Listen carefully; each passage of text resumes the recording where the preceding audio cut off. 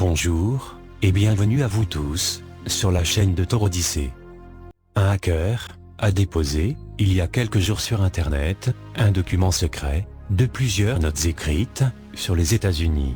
Donc, je vous présente ces notes top secrètes, avec une reconstitution visuelle, que j'ai créée, spécialement pour vous.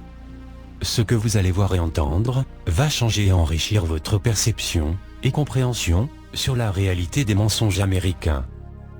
De son faux nom, Barack Hussein Obama, qui a été créé de toutes pièces, par le gouvernement américain pour les civils, et médias du monde entier, de son vrai nom, Barry Soetoro, né le 4 août 1961 à Honolulu, a été membre des Illuminati, pendant plus de 32 ans, et a été recruté à l'âge de 19 ans. Il a fait partie, des 7 personnes dans l'histoire des Illuminati, qui ont participé au rituel du commencement. Il savait qu'il avait besoin de quitter tout cela, et ils lui ont révélé quelque chose lors d'une réunion en juin 2010. Pendant des années, il a été en règle avec ses croyances, motivations et actions de la part des Illuminati, mais c'est devenu trop difficile à supporter pour lui, et il a dû mettre un terme à son contrat sacré. La machine à conspiration, HAARP, existe bel et bien. Je peux vous l'assurer. La totalité de la machine est située dans un bunker souterrain, situé sous les eaux de l'océan Pacifique. Cette machine a été développée dans les années 1980 et a été utilisée pour la première fois dans les années 90. Cette machine a la capacité de fabriquer des catastrophes naturelles que les Illuminati souhaitent provoquer. L'ouragan Katrina a été l'un des produits de la machine. HAARP est sous le contrôle de 22 pays.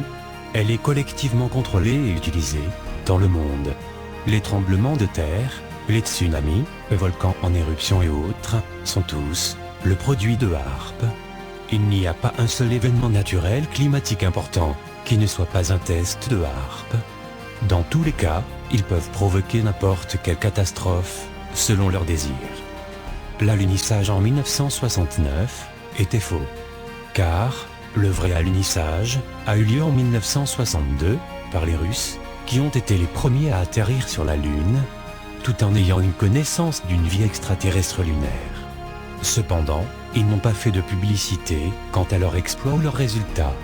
Il a été décidé que l'Amérique allait gagner la course à l'espace, dans le but de sécuriser le sentiment de supériorité du capitalisme sur le communisme.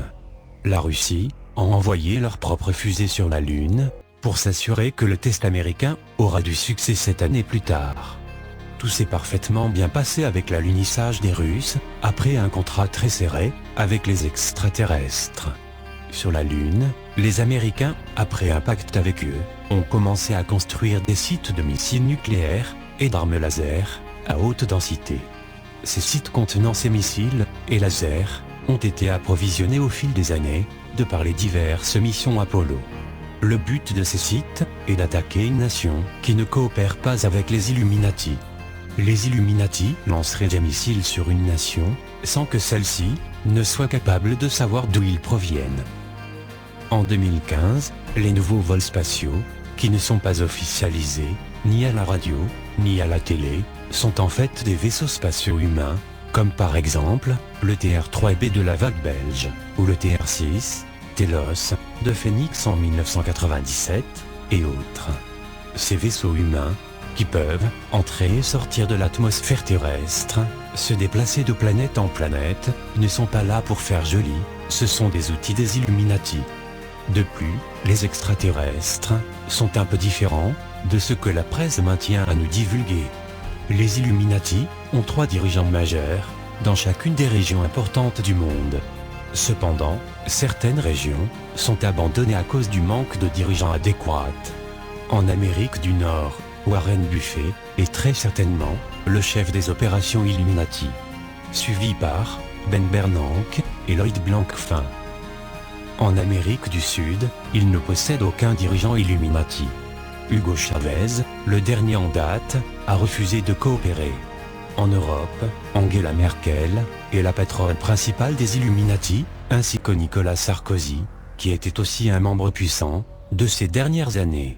Angela Merkel contrôle la majorité des opérations en Europe et en Afrique. Gordon Brown, était très influent, jusqu'à ce qu'il décide de faire n'importe quoi, et donc les Illuminati ont préféré le lâcher. Ces gens vendent des armes aux Africains pour provoquer du chaos et ainsi apporter l'ordre. Ils savent ce qu'ils font. Le Moyen-Orient est largement contrôlé par Benyamin Netanyahou, ce qui n'est pas vraiment une surprise. Et pour finir, l'Asie est entièrement contrôlée par Vladimir Poutine et ses adeptes. Poutine est très puissant et très intelligent. Il réussira à reprendre le contrôle des activités de la Russie, tôt ou tard, vous pouvez en être certain. La Chine l'a choisi pour donner un peu de pouvoir aux Illuminati. La Chine est d'ailleurs très intéressée à renforcer ses liens avec l'Israël. Ils coopèrent, mais ne veulent pas trop être impliqués.